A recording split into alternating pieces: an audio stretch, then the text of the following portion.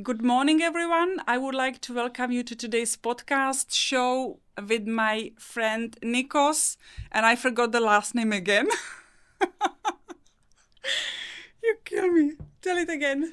Tsitsoulis. Tsitsoulis. Okay. So, good morning, everyone. Good morning, Nikos. I would like to welcome you to today's show. Today, we are going to spend 60 minutes roughly with Nikos Tsitsoulis.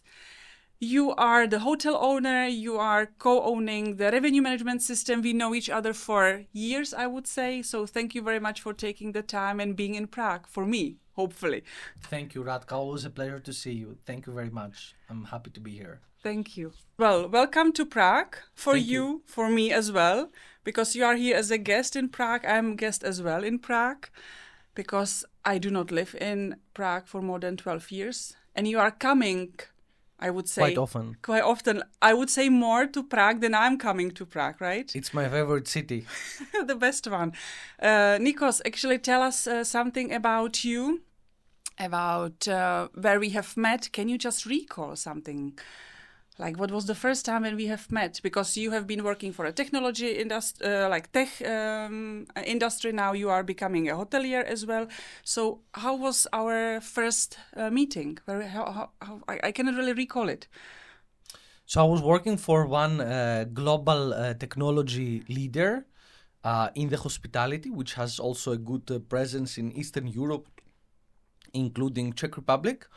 And I think you were one of these people that were always popping up on my LinkedIn feed. So it was literally impossible not to notice you, Radka. Okay, lovely. Thank you very much. It's a hard job, I would say. Okay, so, but it was before Corona, no? 2019, 18, or even earlier?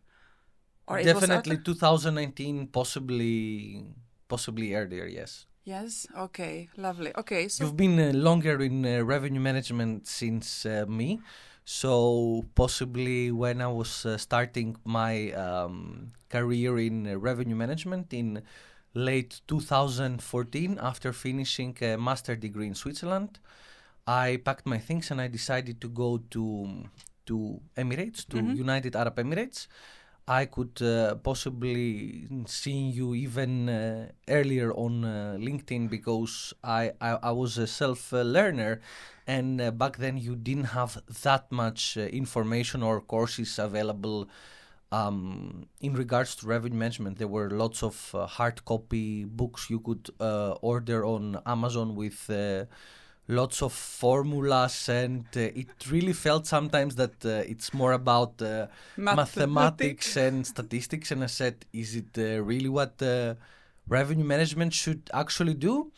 So we definitely met in 2019, but I might seen you on LinkedIn much earlier. Yeah, it just recalled me that I'm getting really old. Thank you very much, Nikos, for this reminder. You said that. Okay, that's right. I mean, I was starting with revenue management. It was 1999.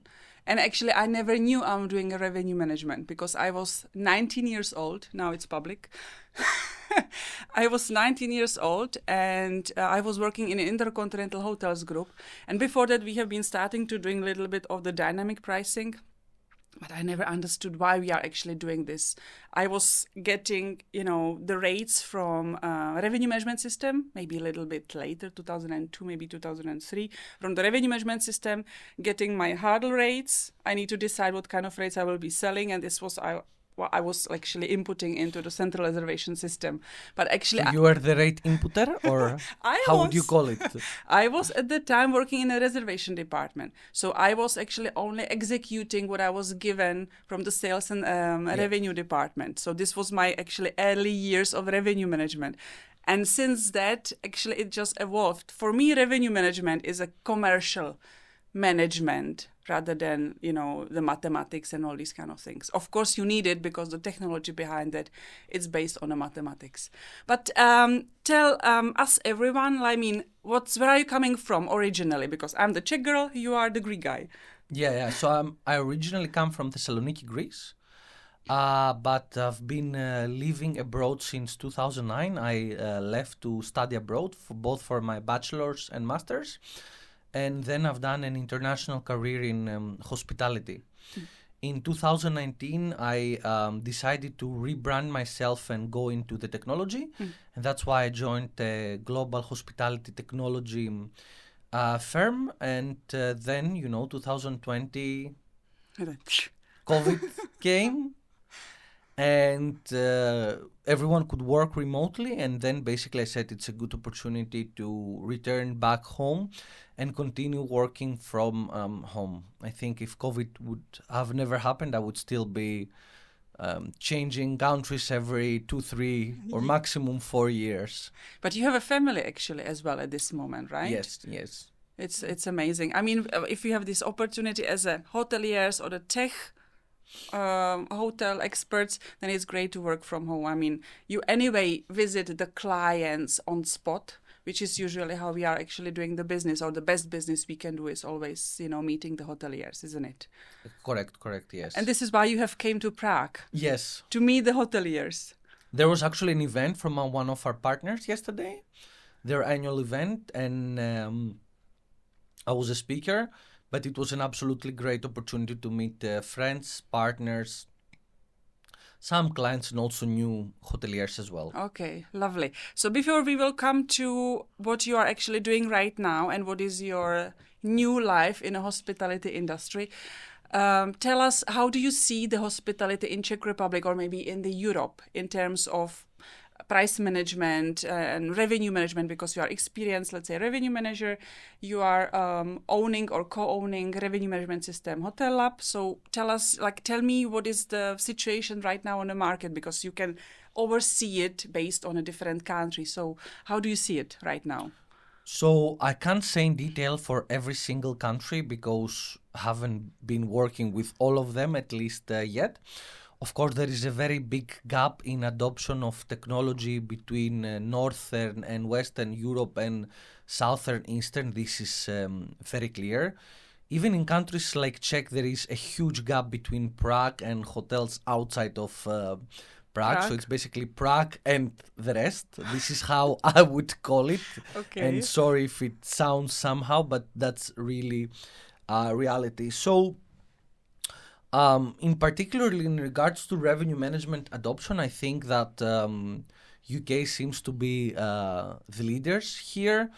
You have lots of cluster revenue managers managing using automation system like ours, even hostels, because by the end of the day, people understand that a revenue management system isn't only about increasing your revenue, which of course is one very important aspect through all these mathematics and recommendations, but it's also about saving time.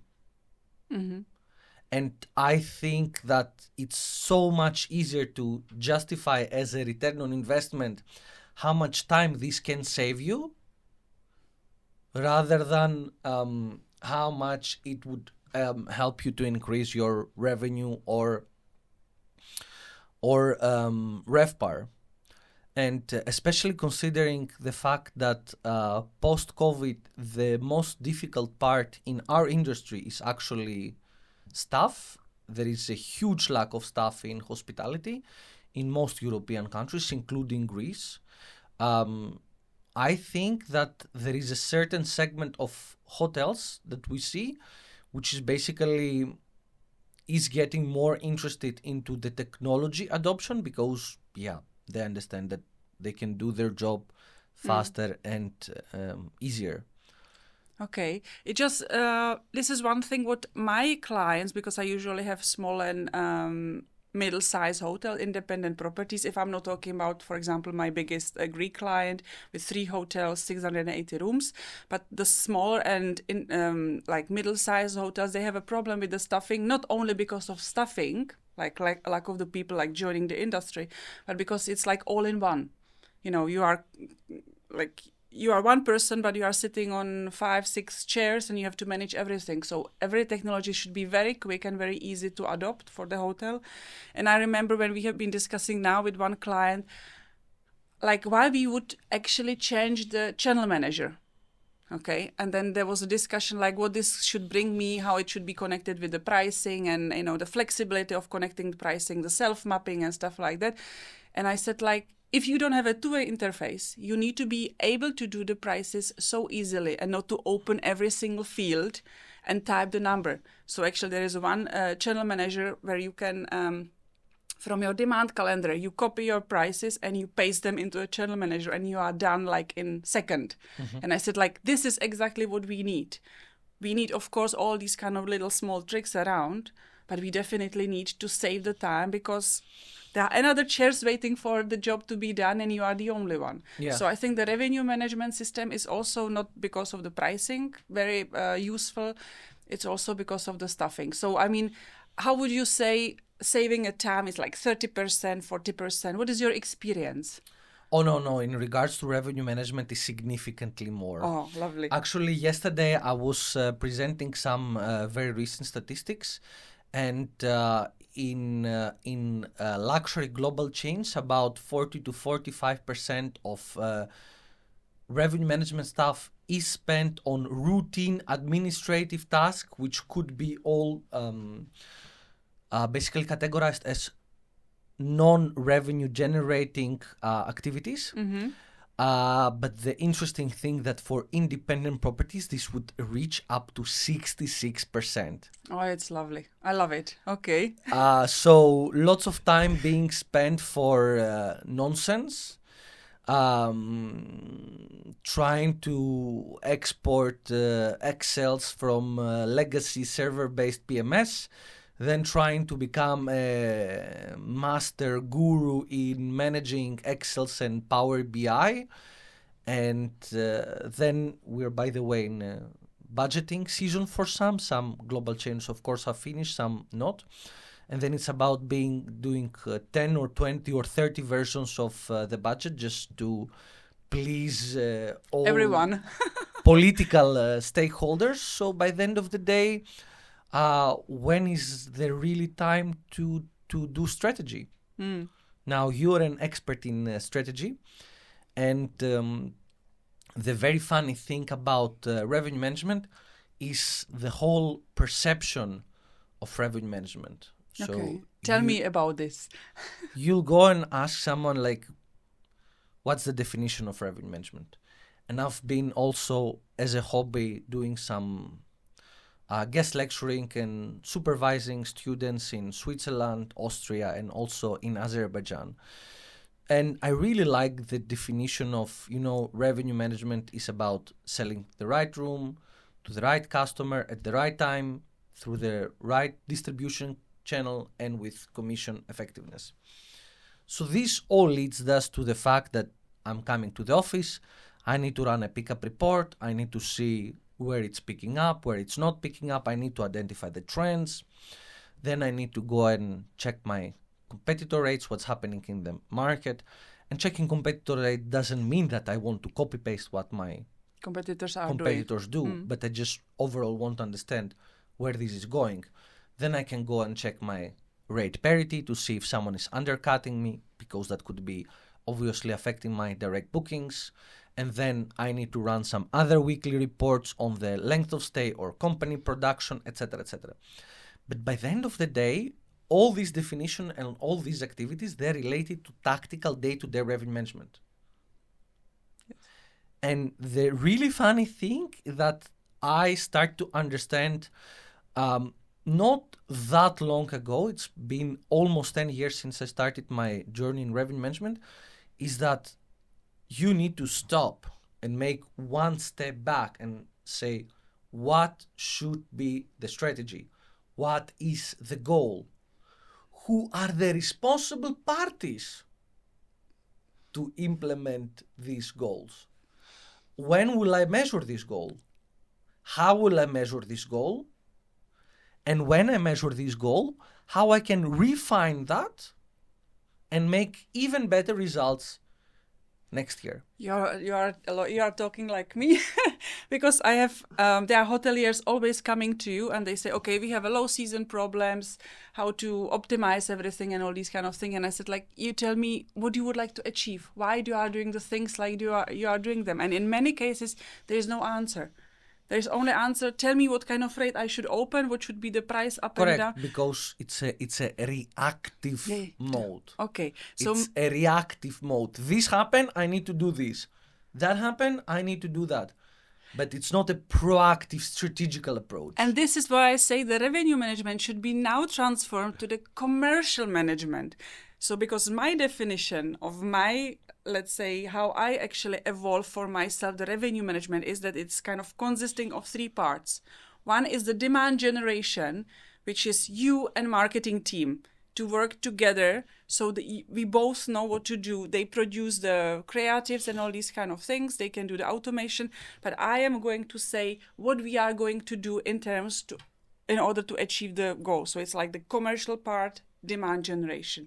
Then you have the inventory management, yield management, and all these kind of things. So this is where you need to do the task as soon as you're going to do day-to-day task, or 3 times or 6 times a day task. Let's call it this way. It depends on a hotel.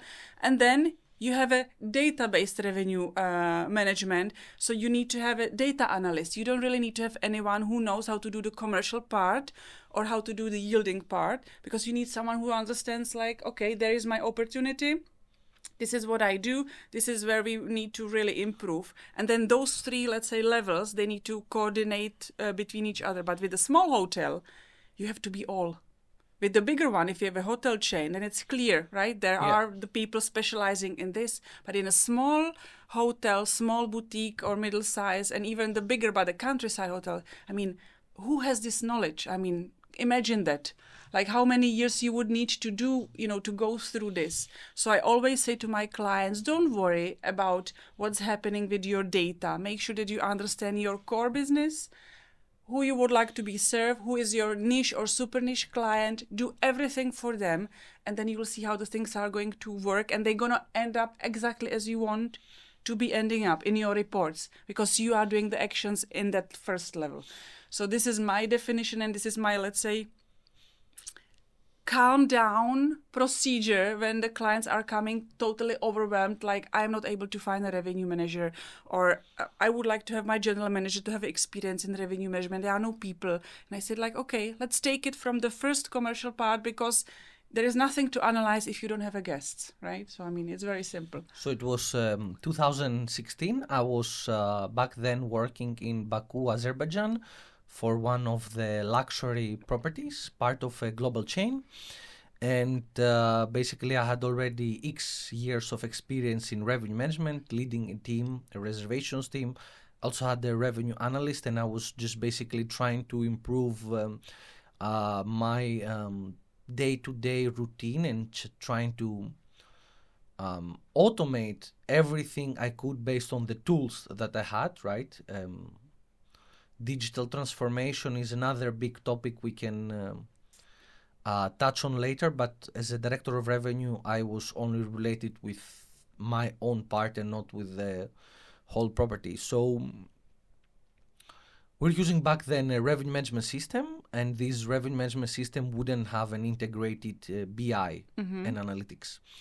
So we still had to rely a lot on standardized reports by the global chain and tweak them, or also have our own reports for the executive committee and the way they would like them to see. And we were spending a lot of time for reporting. And then I said, okay, maybe I should really start learning how to do macros, the small programming in Excel, where you can just put some rules like import these to these cells, etc., some basic automation. And then I basically sit back and said, no, why should I do that? I'm a director of revenue, right? And then I found a freelancer, a really beautiful, nice lady in Ukraine, and she was so good with Power BI and basically with macros, etc. And then just basically spoke with her for an hour. I gave her the brief of which reports I want to automate, how this wants to look. I told her, okay, this is how I can export from my RMS. This is how I can export from the PMS. This is how this is the raw file, and I want you to build that. And yeah, basically, Radka, she gave me a quote, and it took her like maybe a week, not more than that. Of course, for a big chain, setting up Power BI could take longer, but still. And then basically, I just improved certain aspects in my job just by paying few €100 to a freelancer to help me do that, and I never had to learn macros. And instead I said, okay, but I'm a director of revenue. There are more things I need to do. I need to manage the team. I need to motivate the team. I need to set goals for the team to grow and not sit back and do Excels. Yeah, this is actually the thing, and it just reminded me this week I had a training for hotel budgeting, and I was creating a special file for my small and middle-sized hotels to do the budget in a very easy way and structured based on a USALI format. And it's so easy. And I remember yesterday we had the catch-up call, and one of the hoteliers... Catch-up call? Catch-up call. Ketchup or ketchup? Ketchup, both. Ketchup, okay. Ketchup.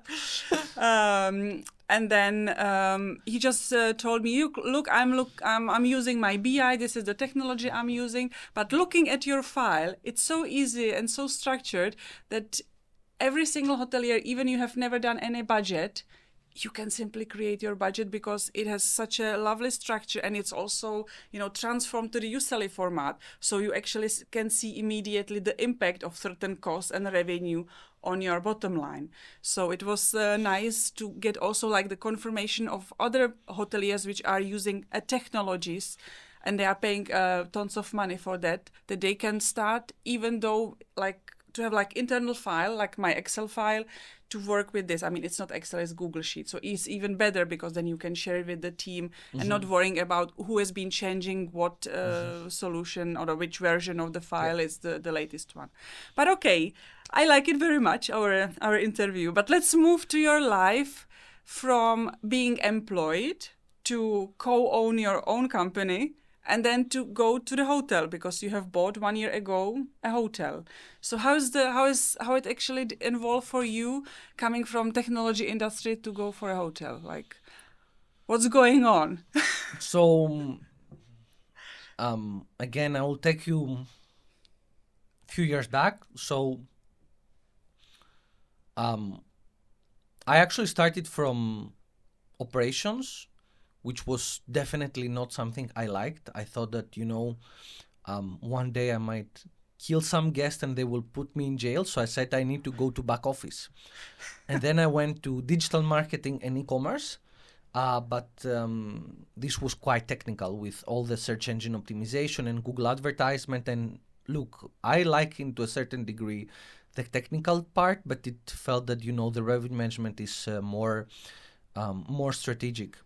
And, maybe because I was a chess player throughout my childhood and up to being a teenager, I thought that this is really what I need to do. And that's why I went into revenue management. So I always dreamed into becoming a regional and then a vice president, etc. And actually, when I was in the global chains, I had also this opportunity. I was just a couple of months before turning 30, I had the opportunity to manage 53 properties. But then I realized that, hospitality and hospitality technology is just evolving so slowly. Like, I was working in a luxury 5-star property, and it really felt that, we're a dinosaur. Literally, we're a dinosaur. We're just... No, it's not so bad. It is. Really?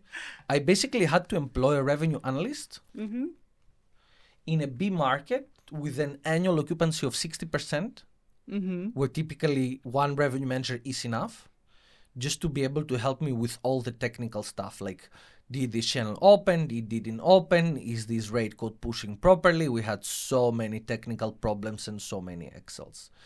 So that's why in 2019, as I stated earlier, I rebranded myself and I joined one of the global technology companies, which I've been using as a hotelier. That's the whole point. So I saw how this company basically started from being small and start growing and growing and growing just by, providing a better product, providing better customer service, and third, which I think is very important, keeping humble, because having the best product and the best customer support doesn't really mean that you need to start changing your culture and, raise up the nose. So staying humble. And people loved it. People loved it. So in 2020, I met Anatoly Burdakov. He was a Russian origin, also commercial and revenue leader, with an experience in Canada and South Africa, and of course Russia. And then I thought, Nico, maybe this life doesn't give you too many chances. Maybe it's one, maybe it's two. I always had this on the back of my head. How could my career be if I would join this technology leader in the early days and not in 2018? So then I said, okay, let's build something. let's do it. So back then I asked for some help from my family, and I basically said, okay, let's see where this can take us. And I basically invested in the startup HotelLab, and the moment was just ideal. I invested 1.5 months before COVID. Oh, lovely. So you used COVID time to develop the product. So it was a quite challenge, right? Last year, I basically have been already employed for 4+ years in my previous employer, and I said, okay, it's about time to join HotelLab, where I'm a shareholder, and try, shaping the product and also scaling the system. We have a quite different approach from many other revenue management system, and that's what I've basically done. And I can tell you that from my initial goal 10 years back of becoming a good revenue manager, I think I achieved it, at least up to a certain degree. I definitely don't have yet your experience, but it just felt that, after joining a startup, it's a whole new world, because from a good revenue manager, in order to become a good entrepreneur, there are quite so many steps to take. At the same time, last year, we had an opportunity with a friend of mine in Greece, and we were able to buy a small property, 25 rooms, a small resort in North Greece next to Thessaloniki. And that was after my new baby having to learn how to become, again, not only a good revenue manager, because I think I've done a quite good job for my hotel as a revenue manager, but a good owner. This could be challenging, because then you are having a lot of hats. But okay, before we go to the hotel, let's go to the revenue management system. You have mentioned that there is a Prague, and then there is the rest of the Czech Republic. And the rest. And the rest.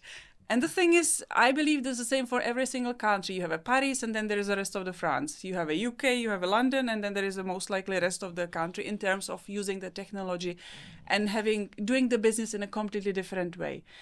And the city hotels, they have completely different needs in terms of working with the revenue management system, because there is a higher competition than the hotels in a countryside, like leisure hotels or resort hotels.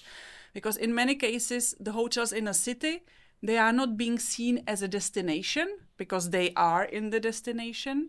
But the leisure and resort hotel in a countryside, in the middle of nowhere, they have to become a destination in order for a client to say, okay, let's travel 200 kilometers over there to this hotel. So it is not like location based, but it's like what I can experience based business. And then there's a completely different approach also to the revenue management. How do you have structured your revenue management system? Because I believe, because you have your hotel in Greece, outside the big city, it's going to be as we have spoken, you would like to, upgrade it and renovate it and build, something new on top of that. So, I mean, how do you see, like, are you defining yourself as a revenue management system for the city hotels, or is more like a countryside? Like, because there could be a different approach to revenue management, and there should be actually. So how you have structured it inside your technology? Yeah. So actually, the story here is quite interesting. Again, when I invested in HotelLab, it was a couple of months before COVID, and then during COVID, HotelLab had to work with different types of clients. Some of them were city hotels, some of them were resorts, some of them were big hotels, some of them were very small hotels, some of them were even glampings, hostels, and we even have in our portfolio hybrid properties, which is a whole new thing, right? Because technically hybrid properties is two different products just in one building. Yes. But two completely different products.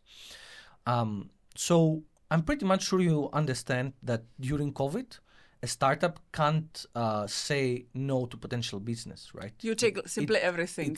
It would be a luxury the team back then wouldn't have. So what the team decided to do, they decided to basically adjust the algorithm for the algorithm to start becoming quite flexible and to be able to adjust to the individual needs of every single hotel. That approach is something that I don't think any other revenue management system is taking. Now, of course, going after COVID, we realized that we want to offer a solution and not a service, right? Mm-hmm. And having to basically, every time there is a XYZ change in strategy or segmentation, having to rebuild the algorithm manually is becoming more of a service than rather a solution. So moving out of COVID, we realized still this is our unique selling point. This is how we're differentiated from other revenue management system. And then we start to give this tweaking of the algorithm to the user so that basically the users can input their own strategies in the revenue management system. The reason why we do that is because revenue management systems are based on mathematics, statistics, and this is a machine learning algorithm with neural networks. And obviously, there are much better and faster in order to learn from big data and identify trends. But trends have nothing to do with strategy. No. Because maybe for the next week, my competitors are dropping the price in Prague because indeed there is a slight shift in demand. But if any RMS would identify that, yes, there is this trend, great. So what are you going to do about that? Should you decrease the price because competitors did? Maybe yes. But what I'm trying to explain, that identifying trends is the tactical part of analyzing all this data. So what we're trying to do with HotelLab, we're basically trying to balance your input as an experienced commercial leader, or as machine would say, a human, right? Versus the machine. And how do we do that? You can basically add strategies into the system, and then the system would have to propose recommendations that would be aligned with your strategy. I'm sorry, when you say propose, it means like one thing is machine learning, the other side is the human. Is there any AI in between? Because when you say propose, so how does it look like, this propose? Yeah. So basically, a revenue management system would propose the rate on particular rate plans. Okay. So this is not. It could be your bar, your non-refundable, and then it could be some our yield management model where basically, if you know that you have 10 rooms to sell and you can sell them on a price higher than 130 euros, but your hotel bed's discounted price is 80. Therefore, our RMS would be able to basically tell you that you need to close out your cheaper discounted rates. Okay, lovely. So this is how it works. Okay. Yeah. Because, sorry to disturb you, because at this moment there is a lot of AI discussion and revenue. And when you said propose, so I was like, are we already there in a revenue management? No, definitely we're not there. And the confusion is because machine learning is one of the categories of artificial intelligence. But we hear a lot the term AI over the last almost 2 years due to ChatGPT, which ChatGPT is a generative AI. So while revenue management systems that are based on machine learning have been for 30 plus years on the market, so that's nothing new, the usage of AI is quite new. And up to today, I'm only familiar with certain companies that have integrated generative AI into the system, which can basically summarize some data. Like you can ask your personal assistant, like what's the pickup, and give me a suggestion, and it will give you the suggestion, give you an answer. Which I'm not saying is bad. Is something definitely interesting to look in. I don't really know, because I'm not a specialist in AI, on how this would evolve.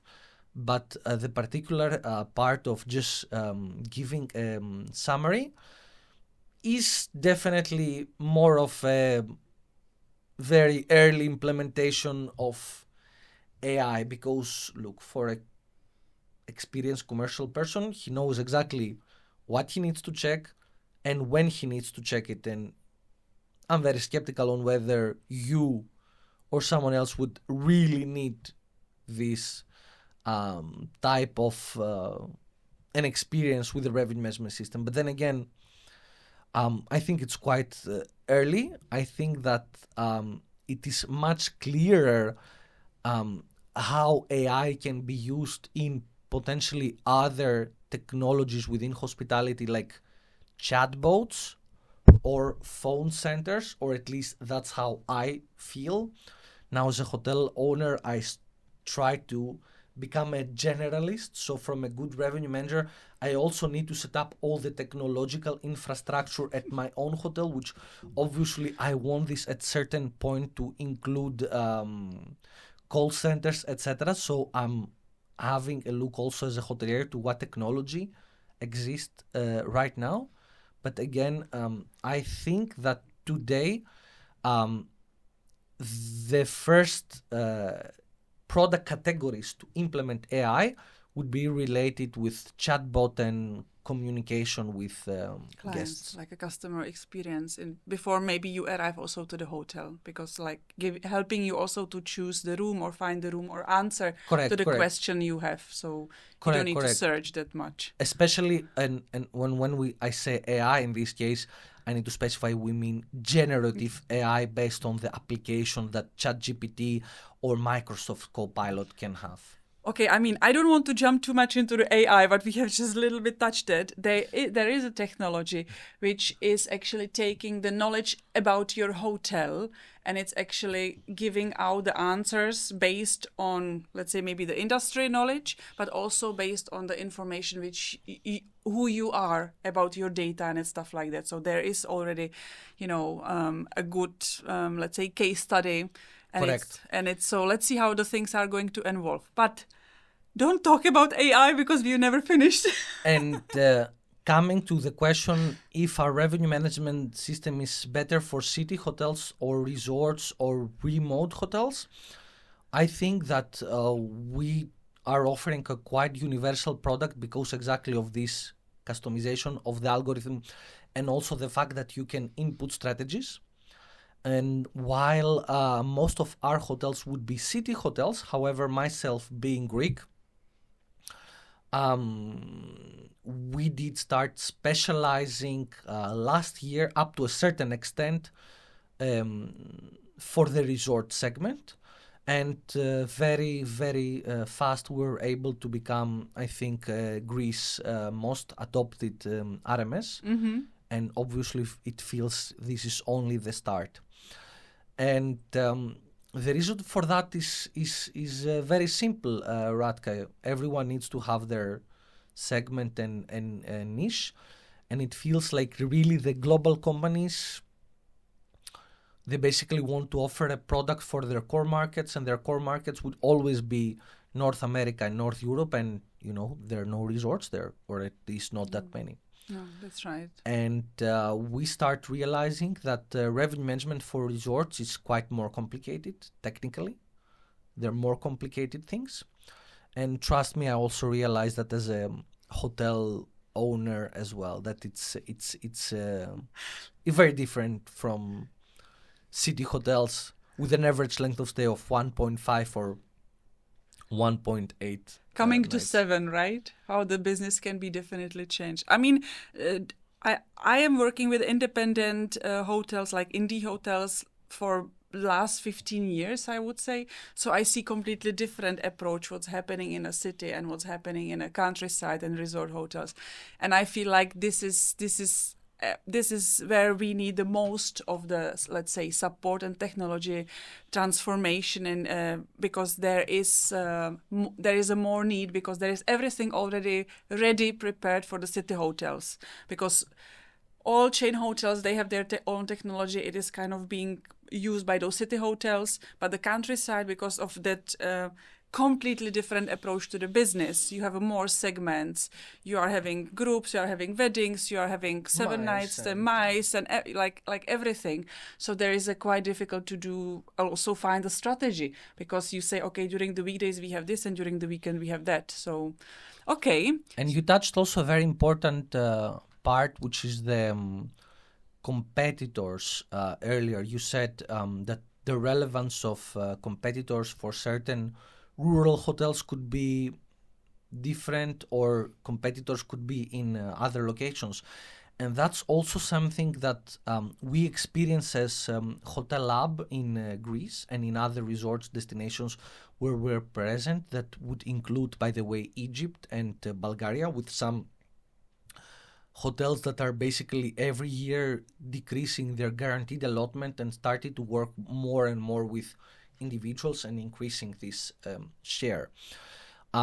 Now I came to Prague, right? I came for an event, or I could come to Prague with my, family for a few days. So basically, I will be choosing a hotel in Prague, right? I wouldn't stay in Brno if I want to come to Prague. You could. No, I don't think so. That wouldn't make much sense. But if you want to fly to Crete, and in Crete there are 3 airports, for a very big part of the travelers, it wouldn't really matter to be located in a specific village in Crete, or whether in another specific village in Crete, because by the end of the day, when you're going for your annual holidays, you want a nice hotel, ideally close to the beach, or sometimes on the beach. Greece is not that much about all-inclusive resorts and basically not getting out of the hotel for 2 weeks, which Egypt could be the case. More like that. I just, by the way, came from vacations in Egypt in October. And what do you want this hotel to have? You want it to be clean. You want it to be spacious, because you cannot have holidays for 2 weeks in 15 square meters like you have in a city, right? You definitely want to have good food at breakfast, because it's one thing to stay in a city hotel for 2 nights and having the same breakfast. It's another thing to stay in a resort and have the same breakfast for 14 days. You want this more or less to be accessible, right? Because if this hotel is in the middle of nowhere and the bus station is 40 minutes away from there, and you need every day to, take the taxi to go to the city. That could be quite expensive. But by the end of the day, the leisure destination seems that identifying a concept is completely different from identifying concept for city hotel. That's for sure. I mean, we have been doing now this exercise for one of my Greek clients. And I said, like, look, we should go outside. It's not about the Crete. It's not about, this island or that island. We are talking about the Turkey. We are talking about Spain. We are talking about Egypt. This is where actually it is. And it's more about yes, in terms of this client and what we have done, like the exercise, and when you talk to the customers, like real clients on the spot, and you ask them, like, why you have chosen this hotel. So they tell you, okay, we came because of this, and that. And then you finally understand a little bit more. You just need to talk to the people to simply, have a knowledge of who actually is your competition. But the thing is, that it's a different leisure when you are traveling with travel agency, and leisure if you are just taking your own car or the train and, Yes. explore your own way, how to get there and stuff like that. So, I mean, the industry is amazing, isn't it? Yeah, yeah. Okay, so let's go to your hotel, shall we? And by the way, since you said, shall I go to Crete or shall I go to Egypt? I definitely think this happens sometimes. It happened to us. Basically, we had the request at my hotel, I think from Romania, from a group of friends that wanted to book 3 rooms. And basically, they actually decided to book a room, and they said, like, please send us the confirmation, please send us the payment link, and we've sent them everything. And then next day we get an email from them like, hey, sorry guys, but Greece was so expensive that we, I think, decided to go to Mallorca. So please cancel a reservation. We decided to go to Mallorca. While I don't think that's really happening very, very often, but I would say that this would happen more often in the luxury or ultra luxury segment, where basically, as you said earlier, one hotel can become a destination. So for properties such as Burj Al Arab, I think that it's much more relevant to them that they could be competing with other ultra luxury properties in other destinations and in other countries, because it's about completely different experience. Correct. It's not about the city, but it's the experience you are looking for and you are booking, actually. Yeah. Okay. Yeah. So what kind of experience are you planning to launch in your property? Because I believe it's not going to be about a bed, about the location, but it's going to be something else. So how does it look with you, with your hotel? Like, what are your thoughts? 1 year hotelier, you had time to see the operations, you had time to see the revenue management, working on a technology part, doing everything on your own, thinking about how to invest the money, how to get the money back, what to do next. So what's next?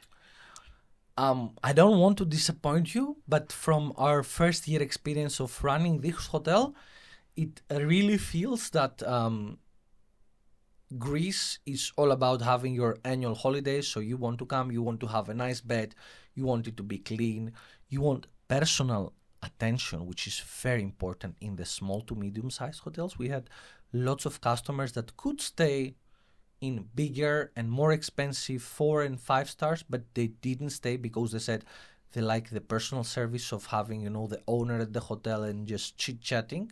So that's obviously a particular segment. But again, these people are there just to have holidays. Sleep, swim at the beach during the day. And some of them, in particular, of course, English people would prefer to spend more time by the pool rather than by the beach. So today we have a 3-star semi-refurbished property with 25 rooms. Obviously, we changed everything. The previous owners didn't have a PMS, didn't have a channel manager, they didn't have anything. So we set that up all. We set up, of course, a restaurant system for the POS. The plans for next year is to have electronic locks at the doors, which will also be automatically compatible with the PMS. So it's not about you coming to the reception and asking for a key, because we only have one shift. The receptionist is working from 9 until 6, and that's basically it. So once you're about to arrive, you need to complete an online check-in, and once you complete the online check-in, you can receive a 4 or 6 digit code directly to your phone. The reason we're doing that is because it is much cheaper and beneficial to do that rather than to having a second shift of a receptionist. Well, you can also attract completely different customers, because if you have the reception from 9 till 6, and there is someone arriving in the evening, so it could be challenging and could take you out of the game for that client, because you simply are not operating. So, I mean, you are actually opening yourself for a bigger segmentation of the clients. Correct. So this year you could always pick up the key from the bar, or there would be someone there as well. But it's a completely different thing when you have a unified experience that you can, basically go to website, book, and after you're booking and paying, right? Because Yes. I don't want someone to check in at 11 o'clock Without any without payment. having payment. So there is this automation that we will be building with this particular company that will provide us the log, that basically if you book at 9 o'clock in the evening and I'm not at the hotel, you'll first have to pay before receiving your key, which is especially important for one-nighters. What happens in the shoulder season if someone checks in at 10 o'clock at night and leaves at 6 o'clock before the reception open, right? So I mean, it's standard. I've been staying in many of those hotels. So, I mean, it should become, let's say, standard. correct. I mean, it's nice to have people who are going to talk to you, engage you during the stay and stuff like that. But I don't think they are there to just give you the keys. This is my approach. So initially this year I've done a mistake. I was basically trying to put as much information on the website for the destination, for recommendations for bar and restaurants and beach bars and everything. And then everyone was coming at the reception and saying, okay, so where should we go? Shall we go to which fish taverna, or to which village, or to what is a beach that my kids can have some fun? So we would have most of these answers on our website. And initially I thought that if our receptionist spends a lot of time dealing with every single guest, like when will she have time to, make phone reservations or reply to emails or charge guest credit cards via booking.com virtual card, etc. But then when the season finished, I basically thought with clear mind that one of the reasons why I want to automate as many processes as possible, including the fact that all virtual cards, I want them to be charged automatically next year, is actually to allow the receptionist to have more time to speak with guests and to basically create a great experience for the guests, because it's their annual holidays. And I think that you will certainly agree with me 100%, 1000%. absolutely nothing more important than having great time during your annual holidays, because during your annual holidays you're going somewhere to recharge and then go back to the day-to-day pressure. I need to wake up, I need to make breakfast for my kids, I need to take them to school. Oh, they're calling me at work, I'm waiting a reply to this email in 1 hour, and the daily, let's call it the daily stress. That's right. And that is the ultimate reason why we want to have a higher automation, is to be able to spend more time with guests. It's completely different from what I was thinking, because as a revenue manager, for me, it was always the numbers and do it faster and automating. And, it didn't matter whether it's George or John or Marek or Mirek. It was all number. It was all numbers. Yes, welcome to my world. Welcome to my world. This is it. And how to balance it, this is the biggest, let's say, challenge, to see like where my priorities are and what I should do the first. So I'm really happy that you find yourself in this case. But in terms of the product, we have been spoken some times ago, and you mentioned that you would like to maybe extend the hotel outside the hotel in the extended area like land. What you have, go for a glamping. Is this idea still alive or not? Or it was a secret and I should not supposed to talk about that.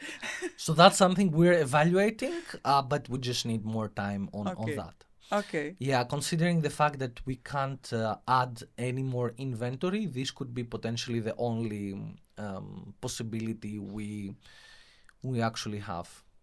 Okay. It's a big topic, but also it's a long-term project. Right, I'm very happy with how we ran our first season, but it really feels that it's only the first step, and there are many more steps that we want to do. Perfect. So let us do one last takeaway for our listeners and someone who is actually watching the video at this moment is, let's say, is there any aha moment, wake-up call, or any kind of calling to all hoteliers about the revenue management, like anything? Give me some takeaway. So back in the days, maybe 30 years back or 20 years back, revenue management system would be extremely expensive. Okay. Very difficult to implement. Very heavy or enterprise level. Today, that's definitely not the case.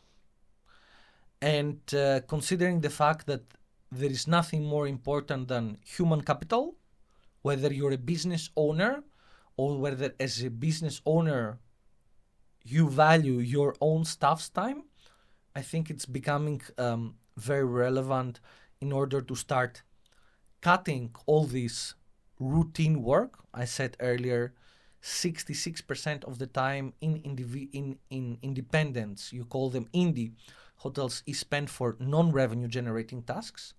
And basically, by automating all these tactical day-to-day, have time to make a step back and to set strategies. And from being a report maker or an entry data person like you were starting in Hilton in late 90s.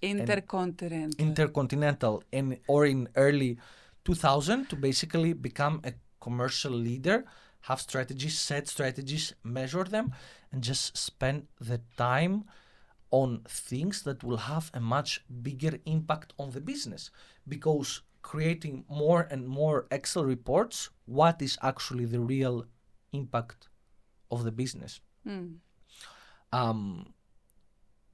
As our product management director says, his name is Alexei Kovrigin, and he's like you for 25 years in revenue management, with a vast experience in also other revenue management systems before us, including the top ones.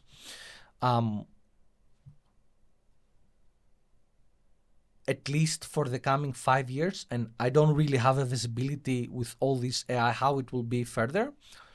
AI is not going to replace revenue managers, but revenue managers using AI will definitely replace or outperform, more correctly, revenue managers not using anything and just doing Excels.